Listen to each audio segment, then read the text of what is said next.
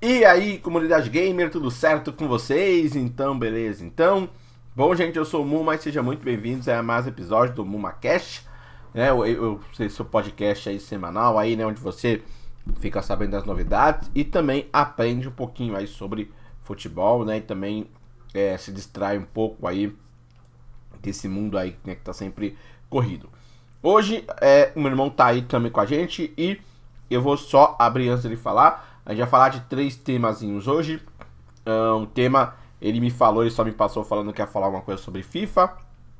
E nós vamos falar também de eliminatórias na América do Sul e na Europa. Então, Vitor, começa aí, né? Você fala, se apresenta aí, fala o que você tem pra gente hoje e dá início aí ao nosso podcast.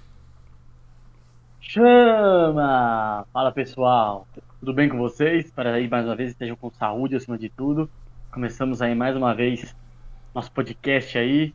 Um abraço e um beijo para todos os assinantes. Para quem não é assinante, se inscreva no nosso canal, curta, compartilha aí o nosso conteúdo, dê ideias do que vocês querem ouvir, do que vocês querem saber acima de tudo, informações que a gente traz para vocês. Hoje eu começo aí, ó, mais uma tacinha. Mostrando pra você, ó, Vitinho Lessa, pra mostrar pra vocês aí, ó. Não dá pra ver, bota mais Jogando pra cima. aqui, ó. Mais isso pra cima, joga pra cima, pro pessoal ver. MVP e tal, E cave, sobe. Ah, é isso. Dá pra ler aqui, tá? aí foi o time que eu joguei na época lá do Chuteira. Timezinho legal. O Chuteira é um ótimo campeonato. Campeonato de Society. Tem muitos ex-jogadores que jogam Chuteira, que foram profissionais, outros que tentaram não conseguiram. Campeonato muito de alto nível, acima de tudo também muita parceria. E Né? hoje, Mostrar pra vocês a e, ho- tacinha. e hoje eu também tive minha experiência como treinador, né? Então, tem essa também ali. Também tem grandes treinadores que começam ali. Mas ó, vamos começar aí falando para vocês sobre FIFA. Tem novidade sobre o FIFA que deve ser lançado no Brasil antes da Copa do Mundo, agora no final do ano, antes da Copa do Mundo, terá campeonato feminino. Uma ótima notícia, terá campeonato brasileiro feminino, terá outros campeonatos femininos, o campeonato europeu feminino provavelmente deve entrar, também com cosplay bonitinho, como é o masculino, então assim, uma ótima notícia. Pô, vou ter Marta, você pode escolher a Marta para jogar, você pode escolher a minha Hope para jogar, várias jogadoras assim de alto nível que jogam no futebol feminino vão estar no FIFA, é uma grande notícia que eu acho que o FIFA começa a se adequar nisso. E além disso também vão ter aí outras novidades. Entre essas outras novidades, provavelmente times antigos vão entrar jogadores, os times vão ter jogadores antigos entrando no time. Exemplo, se você pega de repente um Barcelona, de repente você pode escolher assim um Iniesta para jogar no Barcelona, ou de repente assim um Ronaldinho Gaúcho jogar no Barcelona. Essa é a ideia do FIFA de colocar os jogadores antigos como jogadores assim acima da média, alguns, não todos, né? Alguns acima da média para você poder ter os jogadores nesse modo de carreira que você for jogando. O que você achou disso aí, Raul? Você que praticamente joga FIFA com o pessoal, faz a live com o FIFA. Conta pra gente aí o que você achou dessas novas novidades aí. Ah, cara, assim, vamos lá. Com relação à primeira coisa que você falou, o futebol feminino. O FIFA, ele trazia, só que a forma que o FIFA traz é muito rala, né? Era muito, tipo, só seleções e um campeonatinho genérico que você podia jogar.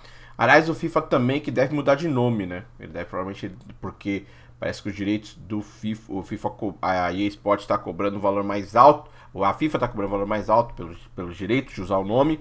Então o jogo pode acabar se chamando EA Sports FC. É uma grande possibilidade. Porque essa notícia saiu já tem um tempo que ela estava pra sair, mas parece que foi meio quase que confirmada hoje.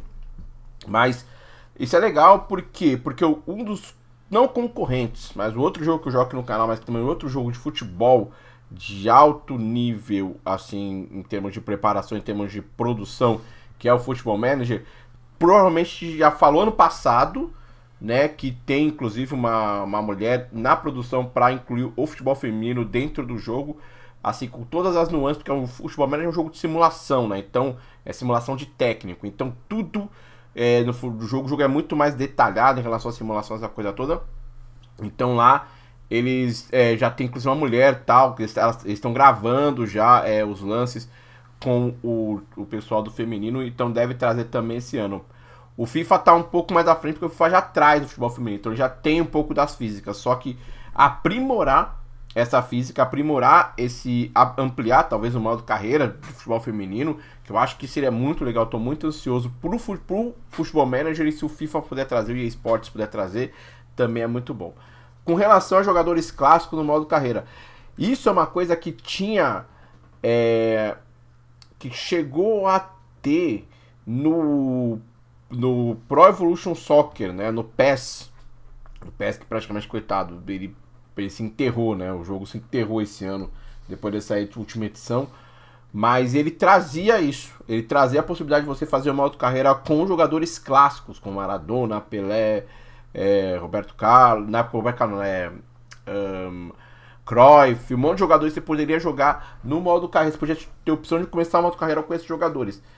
Isso é assim, o FIFA tem os direitos de muitos desses jogadores, né? Tirando, por exemplo, eles perderam, tirando o Maradona, por exemplo, que eles perdeu uma confusão, a Maradona até acabou saindo do jogo por conta de direitos autorais. Mas isso é algo também interessante, porque, mais uma vez, o FIFA é o que a gente fala, né? Tipo, a gente sempre costuma falar nas lives que a melhor coisa para os jogos de futebol, eles eram muito abertos. Antigamente sempre falo, né? Que eles eram muito abertos, tinha muitas opções, ele era muito livre para quem jogava ele, para quem tinha experiência. Depois o jogo começou a ser podado, começou a ser limitado muito. O FIFA limitou demais o jogo, né? E a tendência agora é que estão quase que começando a querer voltar a abrir, né? Mas lembrando que assim, é diferente. Dessa vez vai ser assim, você joga com, vou dar exemplo, você joga com o Barcelona, ou você joga com o Milan. E do Milan, você vai ter ali numa lista de escolher alguém. Você vai ter, tipo assim, na lista você vai ter o Cafu, escolher o Cafu, ou o Maldini, ou o Nesta, para você escolher para jogar pro seu time normal, pro seu time comum. Isso, então, exatamente. Isso não tem. Seria uma novidade. Isso é uma novidade que eles estão analisando e provavelmente deve entrar na entrada do FIFA, que deve provavelmente, confirmando, ainda vou confirmar, mas provavelmente deva entrar em outubro deste ano. Em outubro, o jogo. O jogo normalmente sempre sai nessa época. Ele sai no final de setembro e deve começar mais ou menos no início de outubro. Por conta da Copa, deve sair até mais perto da Copa. Mas é realmente isso. Que eu tô falando que realmente isso tinha no PES, só que no PES não tinha, tipo, o jogador é ligado ao clube, mas tinha essa ideia de você poder usar jogadores clássicos.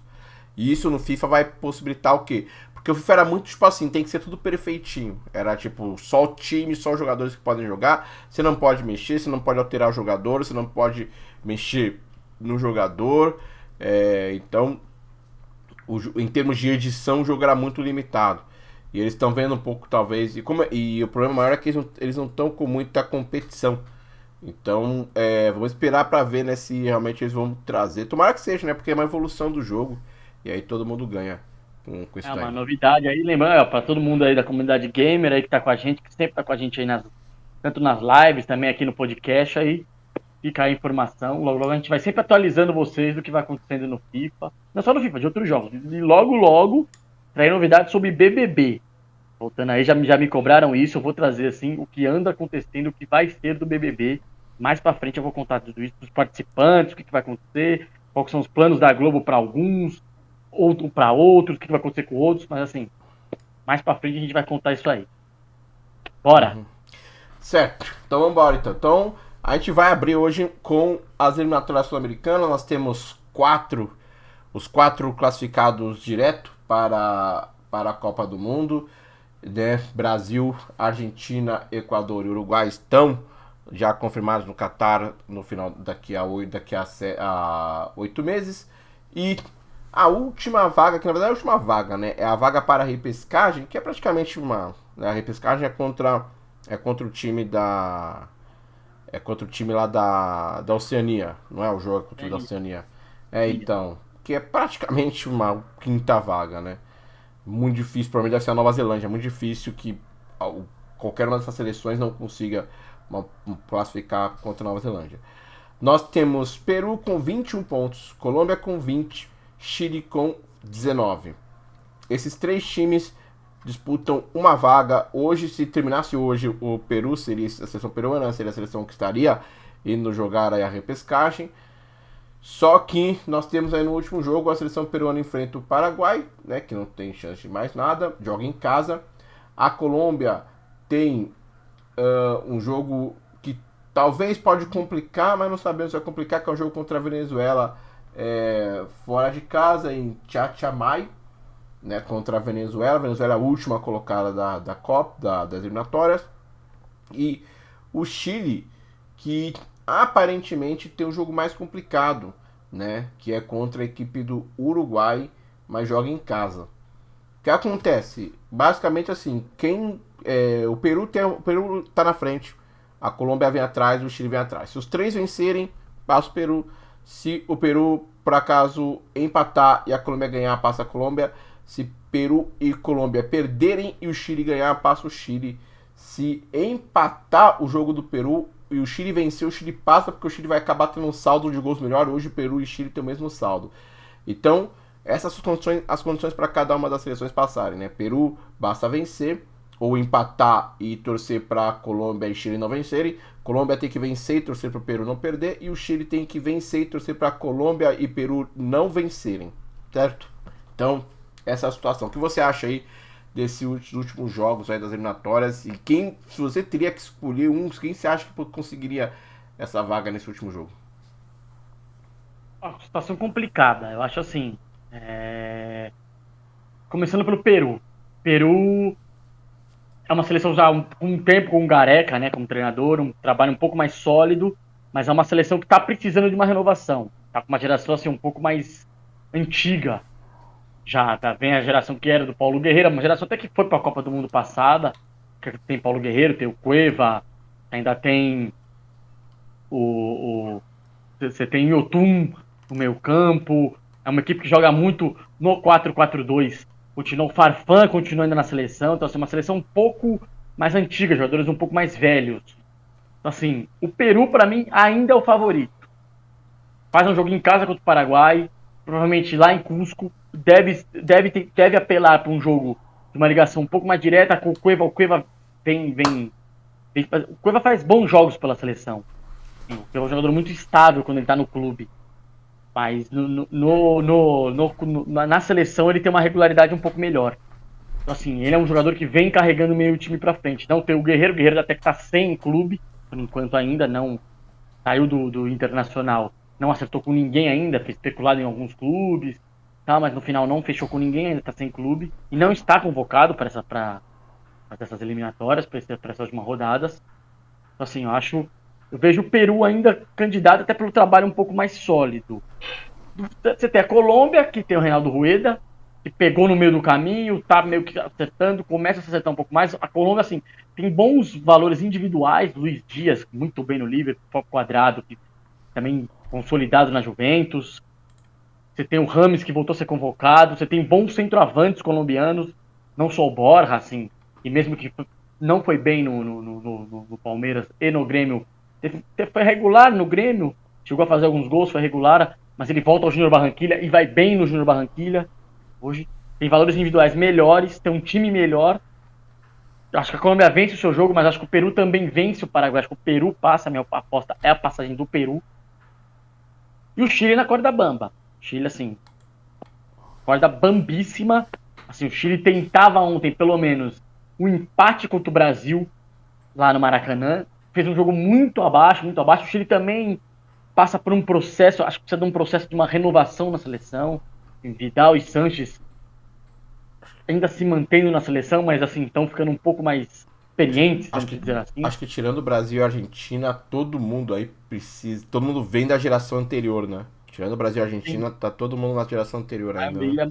O Uruguai, assim, porque o Uruguai tá tendo uma renovação. O Uruguai tá vindo com novos jogadores, assim, jogadores mais novos.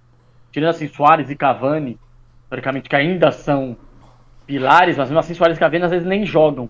Às vezes um fica no banco, joga o outro. E jogam outros jogadores que estão começando a surgir no futebol uruguaio. E também outros jogadores fora, como o Araújo, que é zagueiro do Barcelona, que tá se destacando muito bem. Você tem o Pop Coates, que é o zagueiro do Sporting, já é um zagueiro do Liverpool. Valverde no Real Madrid, no Real Madrid. Assim, tem o Vestino, que tá na Inter. Você tem o Betancourt, que tava na Juventus, foi pro Tottenham. Então, assim, é uma geração mais nova. Mas o Chile precisa dar renovada. E o Chile é. Assim, eu vejo eliminado já. Tomou ontem uma sapecada do Brasil, tomou 4, poderia ter sido até mais. O Brasil assim, se impôs, criou muitas chances, o Chile não deu nenhum trabalho ao Alisson. É um time muito antigo já, tem o Arangues, o Vidal e os Santos ainda são pilar, com o Bravo no gol também, mas acho que o Chile precisa, assim, garimpar um pouco mais para ter essa renovação. Acho que o Chile está perdido, muita troca de treinadores nos últimos anos, ninguém se acertou com a filosofia que o Sampaoli deixou. Assim, mesmo quando pós-Sampaoli, quem assumiu e até foi campeão na época da Copa América, na sequência, não conseguiu dar uma filosofia muito parecida. É o técnico hoje, é o técnico do Racing, que não conseguiu dar essa filosofia. Não teve o São Paulo deixou um legado e praticamente esse legado não foi continuado. O São Paulo faz muita falta, ainda assim, para a seleção. E todos que treinaram o Chile não conseguiram manter esse legado. Assim, eu acho que o Chile precisa voltar esse legado de ter aquele time de posse de bola, aquele time de movimentação e começar a renovar. Porque senão o Chile, assim, para mim não deve essa Copa, não fez uma boa Copa América, até com o jogo contra o Brasil, que ele perde para o Brasil no jogo no Engenhão, ele faz um bom jogo, ele tem a posse de bola, chega a ameaçar o Brasil, mas assim, o Chile é muito esporádico, o Chile não consegue manter uma regularidade, ele faz alguns jogos bons, depois 2, 3 jogos seguidos ruins, ele perde muito pontos, se for continuar nessas eliminatórias, e por isso que ele tá nessa fase agora, ele faz um jogo, ele fez um jogo bom contra o Brasil, jogando em casa, lá em Santiago, acabou perdendo por 2-0, até que o Everton Ribeiro entra, faz um grande jogo. Mas aí ele vai, depois de sequência de outros jogos ruins. Assim, o Chile precisa ter essa renovação. Eu aposto que o Peru vai passar. Acho que o Peru vence o Paraguai em casa e acaba se classificando. Mas também é uma seleção que precisa de uma renovação. Yotun, próprio Cueva, são jogadores que estão bastante tempo. Farfan, caras estão bastante tempo na seleção. Precisa o Trauco, assim, são jogadores mais antigos que precisa ter uma buscar assim, dar uma garimpada no futebol peruano. O futebol peruano assim, nos últimos anos os times peruanos deram uma melhorada. Ainda não conseguem fazer grandes campanhas, nem Sul-Americana, nem Libertadores, mas são clubes que vêm melhorando, vêm assim, às vezes até competindo mais. Pode ser que você tire um ou outro jogador assim, desses clubes, que às vezes vão para a Europa, você também tentar ver alguns jogadores em campeonatos menores da Europa, tem alguns jogadores peruanos jogando na MLS dos Estados Unidos. Então, assim, acho que o Peru precisa reformular essa seleção. A Venezuela, assim, acho que tá numa reformulação até melhor do que essa, a Venezuela, para a próxima Copa, para próximas eliminatórias, desculpe. É uma seleção que pode até pensar em sonhar em ir para uma Copa do Mundo, porque ela começou um processo de renovação, porque tem jogadores. O futebol venezuelano vem melhorando, vem se estruturando mais, e o futebol chileno precisa se estruturar mais. Assim, o Colo-Colo voltou esse ano para a Libertadores, que é o tradicional de lá. Então, assim, Universidade Católica, Universidade do Chile, e a Universidade Católica está na Libertadores, Universidade do Chile. A Universidade Católica fez bons jogos na Libertadores passada, então acho que o Chile precisa se renovar nisso. Eu aposto que o Peru se classifica e passa a repescagem aí. Ficando assim, das três, a melhor é a Colômbia. Vou dizer, a Colômbia tem valores individuais e uma seleção melhor. Mas acabou se complicando, mas eu acho que o Peru acaba se classificando para a repescagem. É que a Colômbia acabou entrando nessa briga justamente porque Peru e Chile perderam.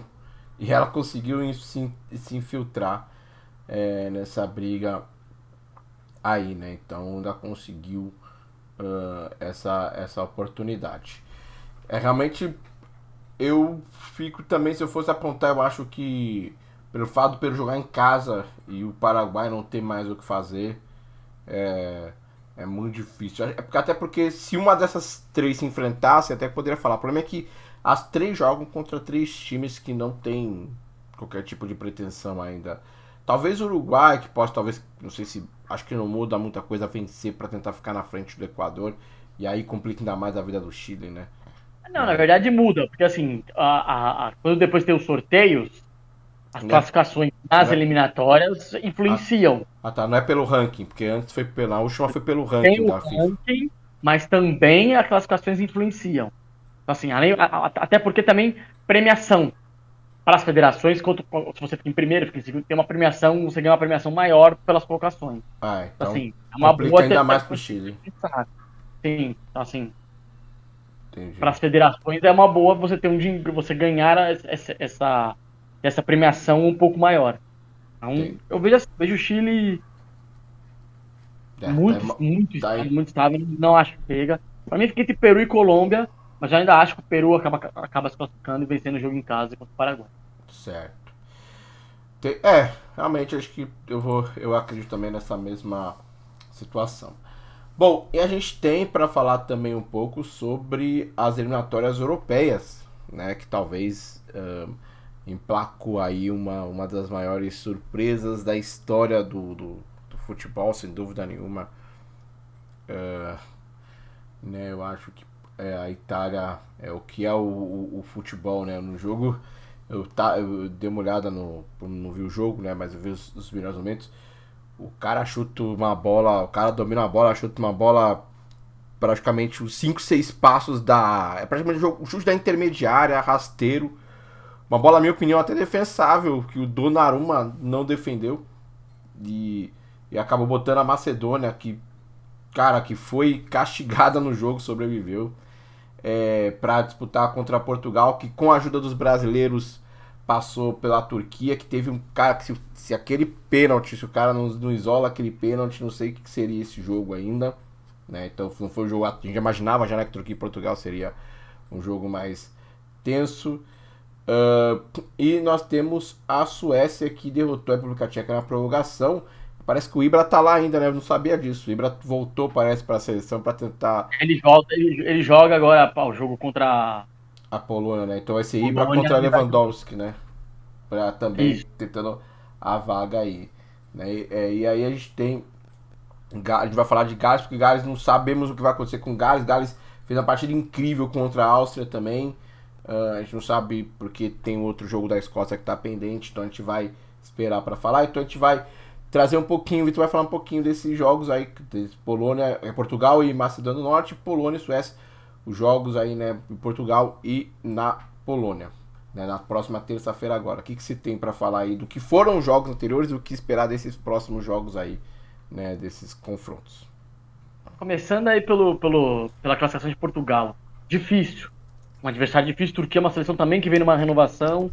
Tem dois bons pontas. O ataque, assim, é um bom ataque que começa com o Çalhanoğlu no meio. Jogador da Inter de Milão, que jogou no Milan antes, agora tá na Inter de Milão. Bom jogador, um meia bem clássico, É, de Amadou bons Tiga. passes, de boa movimentação. Você tem dois pontas muito bons. O Ander, que é do Olympique de Marselha, do time do São Paulo, ele muito bom jogador, um jogador muito forte num contra um. Também é um jogador que tem bons passes. Do outro lado, você tem o Mohamed, que é o jogador do Galatasaray, que deu muito trabalho pro Barcelona na Liga Europa. Bom ponta, também muito bom, muito rápido.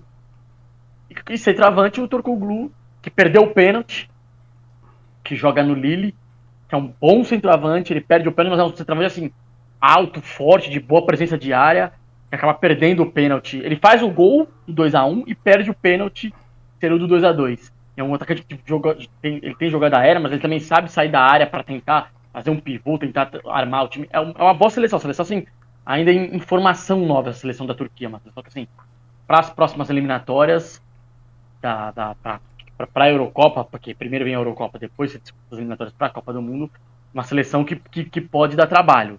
Assim, uma seleção nova, esses jogadores são novos, assim, o mais velho é o Çalhanoğlu, praticamente da Inter de Milão. Mas é um jogador novo, tem 26 anos ainda, é um jogador ainda novo.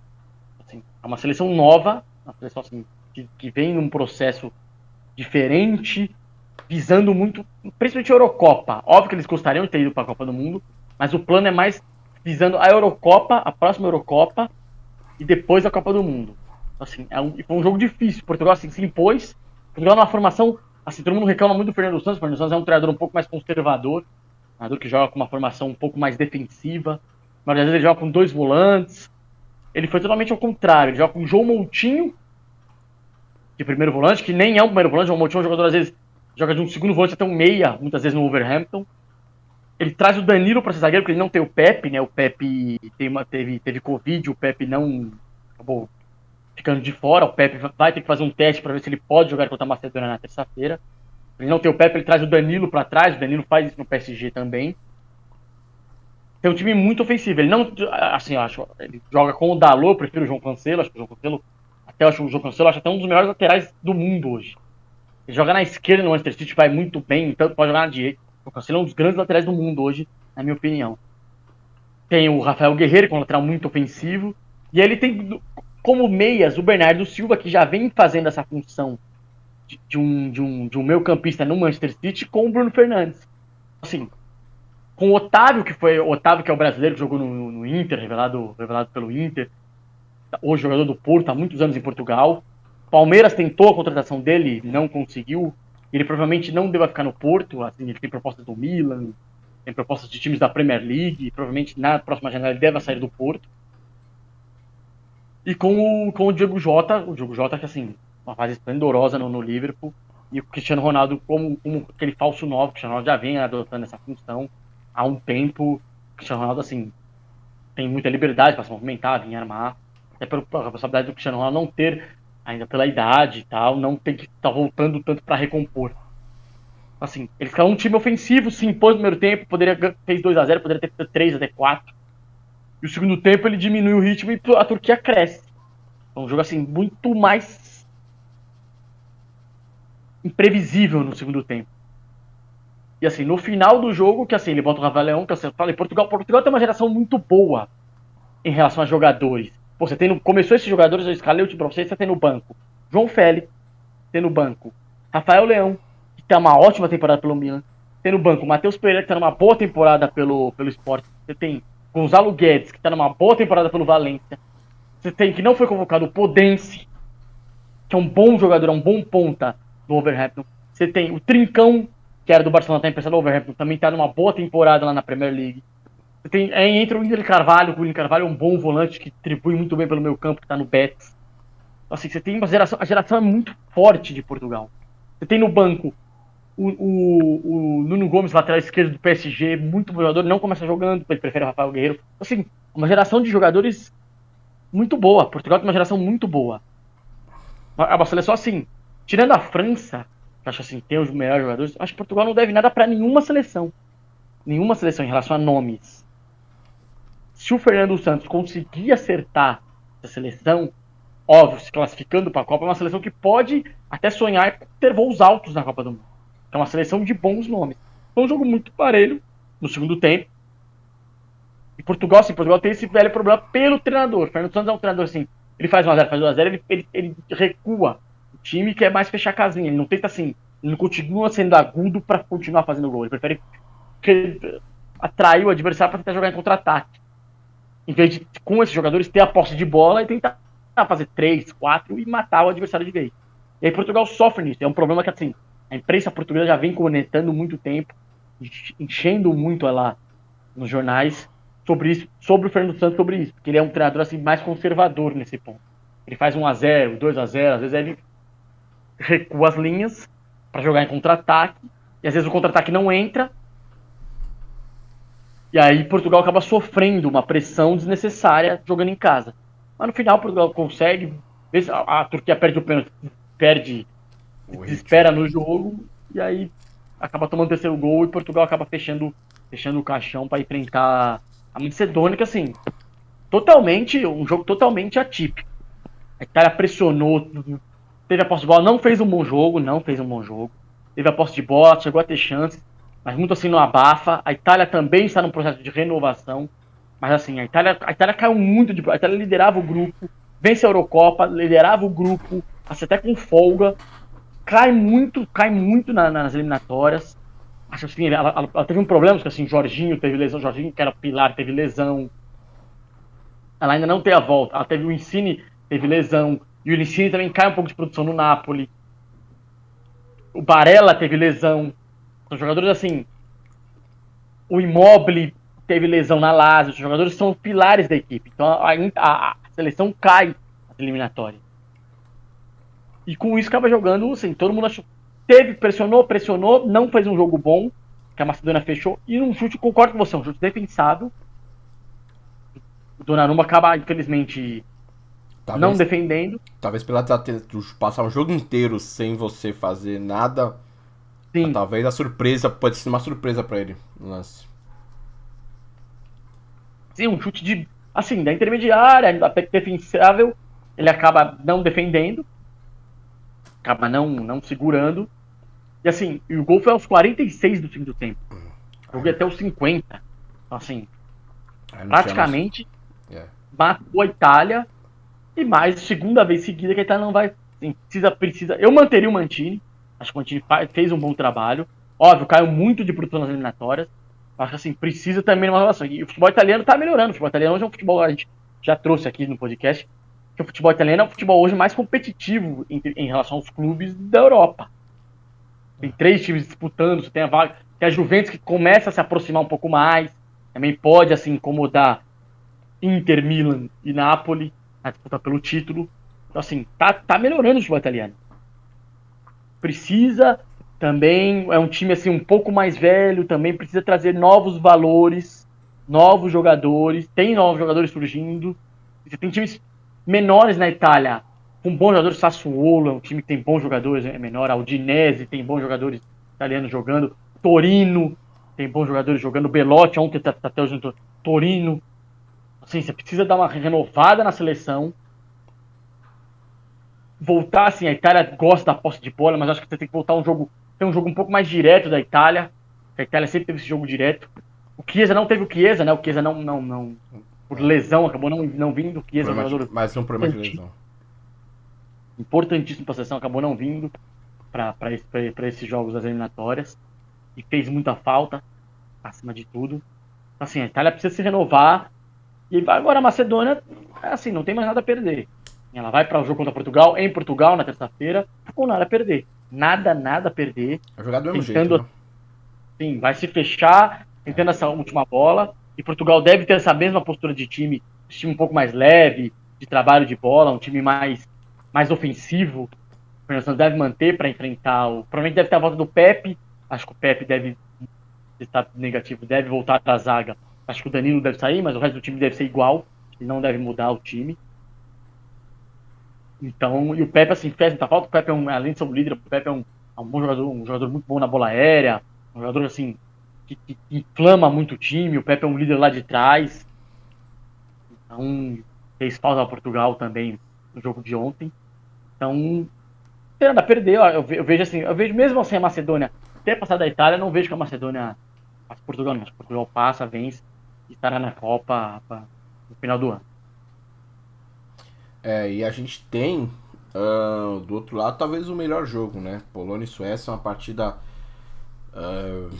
completamente aberta. Eu diria que a Suécia, por jogar fora, a Suécia acho que tem melhores valores. Eu acho que a Suécia é um time que já tinha me agradado na Euro. Forsberg, Quaison, Isaac no ataque. É um time acho que mais completo em termos de grupo, né? E aí tem talvez a volta do Ibra pode ajudar, né? Contra uma Polônia que tem alguns jogadores ali, mas também passa muito em torno do que depende de produzir em cima do Lewandowski, né? E a desvantagem talvez para a Suécia é que eles não viram o que a Polônia tem para oferecer, né? Porque não jogou, a Polônia passou direto e agora mas a Polônia viu o que a Suécia tem a oferecer, então a gente vai ter essa disputa de forças aí bem interessante. O que você acha desse confronto aí? Um confronto bem equilibrado, né? A Polônia tá assim, vai ser o primeiro jogo do novo treinador, né? O Paulo Souza, que é o treinador que veio pro Flamengo. Tem mais essa ainda, né? É o treinador novo. Assim, você não sabe ainda o que esperar da Polônia. Mas a Polônia, assim, tem dois ótimos centroavantes. O Lewandowski, que, assim, dispensa comentários. Era uma ótima fase no Bayern de Munique. Continua mais uma temporada seguida numa grande fase no Bayern de Munique.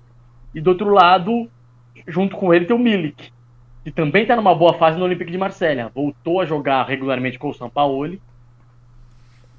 E vem fazendo gols regularmente.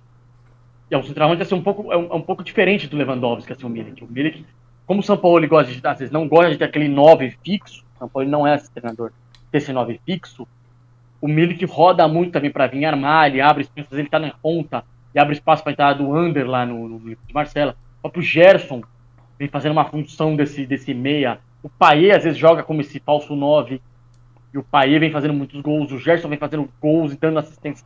Porque o São Paulo gosta desse falso 9 que sai, muito parecido com o Guardiola, né? Que vem, que sai, a entrada dos meio-campistas como elemento surpresa. Então é um time assim previsível. Você não vai saber o que vai acontecer com a Polônia. Mas ainda acho que a Suécia, também vejo a Suécia assim com melhores valores. Você deu nomes desses jogadores. Isaac também numa boa temporada na Real Sociedad. A Real Sociedad chegou até a liderar o Campeonato Espanhol ali no começo, ali mais pro meio, depois o Real Madrid e o Sevilla acabaram destoando e a Real Sociedad cai muito de produção. Mas o Isaac foi bem, e a Real Sociedad tem uma boa temporada, assim, pelo que ela pode onde chegar, ela, pô, tava na Liga Europa até pouco tempo, acabou caindo, tava na Copa do Rei, chega até a semifinal da Copa do Rei, também acaba eliminado, e chegou até a brigar pela Champions, agora tá brigando pela Liga Europa lá no Campeonato Espanhol. Ela tá numa boa temporada até pelo que ela pode produzir. Então eu vejo o Isaac um bom atacante, ele vem fazendo gols lá, vem fazendo bons jogos. Com o Forsberg, que assim é o mais talentoso desse time, o meia do RB Leipzig, assim, muito aquele meia também antigo, clássico, de bons passes, de consegue chegar na área também para fazer chega para fazer gols, bate bem na bola, bate falta, bate escanteio, tem muito bom passe, tem muitas assistências no campeonato alemão, na temporada pelo Leipzig. Então, assim, eu vejo também a Suécia, tem o Ibra, assim, apesar da idade, o Ibra ainda é aquele atacante, assim, tem que tomar muito cuidado, porque o Ibra é um atacante que ele sabe ser um atacante de área pela altura, pela força que ele tem, também sabe sair da área para ser aquele armador, é um atacante muito completo, o Ibra. Então, assim, é uma ótima volta, assim, com o Isaac, o Isaac é um atacante que é muito móvel, sabe jogar pelo lado, sabe jogar, assim, deve ser os dois ali na frente, o Isaac fazendo o segundo atacante, ele movimentando até para ajudar na armação, e o Ibra um pouco mais solto, como joga o Cristiano Ronaldo também, assim, em Portugal, um pouco mais solto, assim, ou jogando até de centroavante, para até ter menos questões defensivas para se preocupar, e você ter o Ibra mais descansado para assim, até para segurar a bola tal, até por jogar na Polônia, como você mesmo disse. Então, assim, eu vejo a Suécia, eu acho que a Suécia passa pela Polônia, mas é um jogo muito imprevisível. Muito imprevisível. Um jogo provavelmente pode ser que empate a prorrogação, vai para pênaltis. É um jogo assim, muito imprevisível mesmo, mas eu acho que a Suécia hoje está mais preparada, até para chegar do novo treinador. O novo treinador teve tempo, assim, teve mais de uma semana, né, para ter treinamentos, conseguir implementar, mas é muito pouco tempo.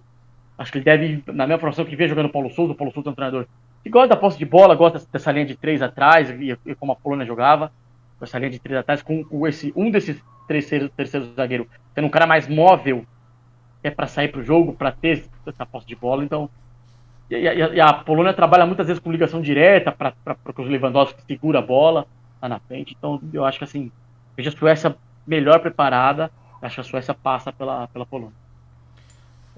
É bem. Realmente, esse eu acho que talvez esse é o jogo para você assistir e Portugal e Macedônia você só ficar de olho. Acho que essa é a ordem para essa próxima semana. A gente gostaria de poder falar um pouco de Gales, mas a gente vai esperar, né? De esperar para ver, porque o outro jogo, né? Escócia e Ucrânia, a gente não sabe o que vai acontecer. Provavelmente deve ser uma situação que deve ficar definida. Como tem o sorteio no dia 1, eu não sei nem como é que a FIFA vai fazer, né? Provavelmente esse time vai ficar como uma opção ali. E provavelmente, acho que até a próxima data FIFA eles devem tomar uma decisão sobre isso daí. Mas é uma questão extra-campo, uma questão, né, que não tem como a gente abordar aqui. Então a gente vai aguardar para ver o que a FIFA aí, sim, né, tem os seus diretores, seu comitê lá, que eles vão decidir junto com a UEFA também e ver o que vai acontecer. Mas é isso.